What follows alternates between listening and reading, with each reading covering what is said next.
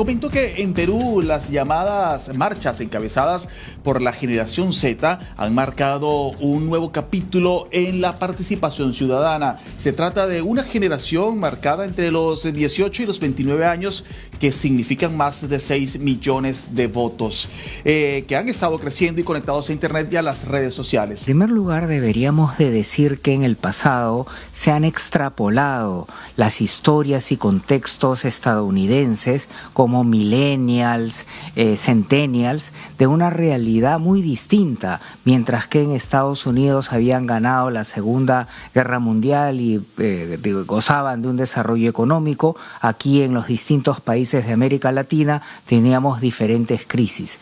Pero en la generación Z es la primera vez que podemos ver un patrón más globalizado de manera suficientemente intensa para hablar de un proceso global. ¿Qué sucede? Que es una generación que ha nacido con las redes sociales y eso es importante porque han crecido no tanto con libros sino con tablets. En algunos casos los niños antes de hablar y caminar ya tenían tablet. Luego, en vez de tener el juego en barrio, juego no supervisado, donde si uno se peleaba no jugaba a la pelota, pasamos a las relaciones virtuales y si un amigo le caía mal, lo cancelaba en las redes. No había juego real, la realidad se veía más por imágenes, impresiones. Esto es tan importante que los psicólogos en el mundo están recomendando que no se haga uso de las redes hasta los 13 años. La generación Z, en esa situación del tema de la presidenta y todo eso, ha mostrado ser una fuerza activa para el Perú, ¿no? O sea, utiliza las redes sociales para poder movilizar sus opiniones, lo que les afecta y todo eso. Pero sin embargo, muchas veces la información que ellos postean, o más que nada cuando usan las redes, solo lo hacen por tendencia a veces, y a veces ignoran mucho la situación que sucede en el Perú. Si nos basamos en lo que es la generación Z en su totalidad, a nivel global, yo siento que es un movimiento que desde que empezó han sentido que las cosas que se han estado dando como el sistema político, la justicia en cada país a los que ellos pertenecen, no estaban siendo llevadas por los líderes que ellos habían elegido o que sus padres habían elegido, y que de cierto modo ellos empezaron a enfadarse por la situación que estaban pasando, porque poco a poco han despertado conciencia y se han vuelto seres sociales conscientes de que las cosas que ahora están pasando a la larga les va a perjudicar. Pero sin embargo, si me centro aquí en el Perú, yo no noto tanto eso con la generación Z. Si bien hay personas que en su mayoría han sido influencers, los que han sido la cara de la generación Z, no se ha movido por intereses personales, sino que ha habido otras personas que han estado detrás. Jóvenes de hoy en día mayormente hemos empezado a utilizar bastante la tecnología, utilizamos lo que es la billetera digital, muchas aplicaciones. Como vemos en nuestro país la situación es muy complicada, entonces mayormente que no nos enfocamos tanto en la política que está pasando en nuestro país, porque ya que nuestro gobierno no se preocupa por esta generación o por las cosas que estamos pasando, ¿no? Considero que, por ejemplo, en Nepal, de acuerdo a la situación o de acuerdo a ese contexto, es que la generación Z de alguna u otra forma se está haciendo escuchar frente a las autoridades. No se queda quieto o se estancado, está haciendo valer sus derechos frente a toda esa problemática que hay. Para mí me parece correcto de que la generación Z haya despertado, por decirlo, y pues que esté más al tanto y que interactúe más con su sociedad. La generación Z en sí la considero una generación que está buscando cambios, ¿no? Aunque hay que entender de que la pasión sin un rumbo nos puede generar distintos tipos de reacciones. O sea, no vamos a llegar a un punto concreto. Y creo que esto se demuestra en realidad con las protestas que se hacen, ¿no? O sea, claro, hay una sensación de reflexión frente a la corrupción, a la violencia, ¿no?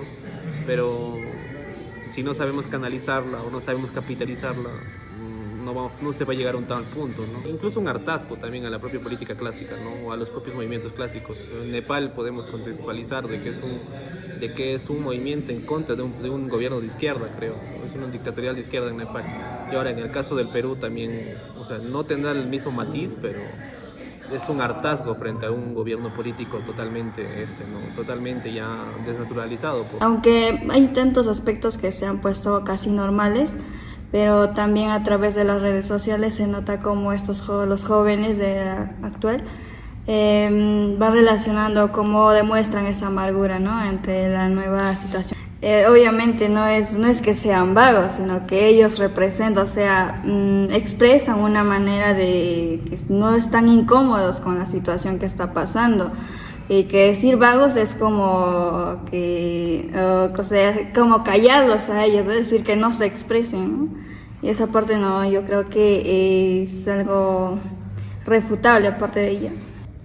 Bueno, opino que esta generación siento que tiene más iniciativa, pero que se apoya bastante en las redes para, digamos, comunicar los movimientos, las ideas o lo que se planea hacer para, digamos, generar, ¿no?, lo que ha hecho hasta ahora, que es pues bajar a la presidenta.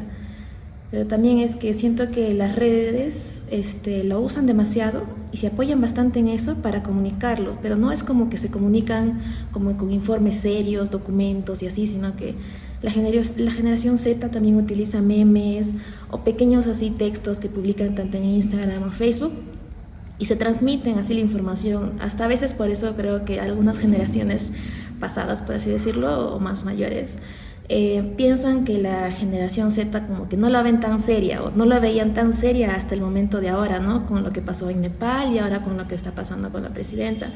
Bueno, no hay palabras para describir todo lo que es ese tipo de persona, ¿no? Y además siendo mujer y todo, es muy triste y decepcionante todo lo que ha hecho, sobre todo por todas las muertes que hubo en el Perú, ¿no? Y que ahora también con esto de los extorsionadores se ve que sigue aumentando y ella está ahí tranquila, ¿no? No hace nada y cada vez que habla dice algo peor y más peor y se hunde a sí misma y a veces es como que cómo hay personas que se pueden expresar así o hasta se expresan sin sentido. Salvo esta última ocasión en donde a través de las redes esta generación Z que desarrolló el eslogan "Hemos despertado", salieron a marchar a las calles. Entonces las reacciones multitudinarias tienden a ser en este rango de edad.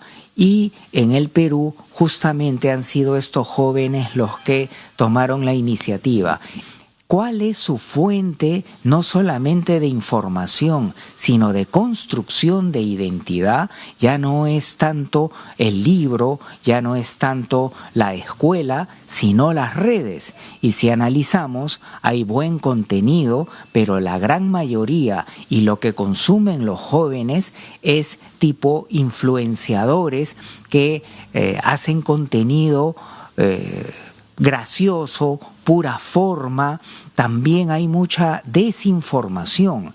Esto lo estrenó Cambridge Analytica, que identificaba en las redes supersegmentos de población indecisa y sabía qué mensaje darles y les fue llevando mensajes teledirigidos y así se le atribuye que ganaron el Brexit, Bolsonaro y Trump en la primera elección, que vemos leyes ya descaradas que favorecen a la minería ilegal, leyes descaradas que fomentan la educación basura, así como hay comida basura, en el Perú hay universidades basura, en donde no se dan los mínimos rigores académicos, pero se obtiene cartón, diploma a la mala y básicamente con dinero. Y si eso le aumentamos la crisis de violencia que hay en el Perú a un joven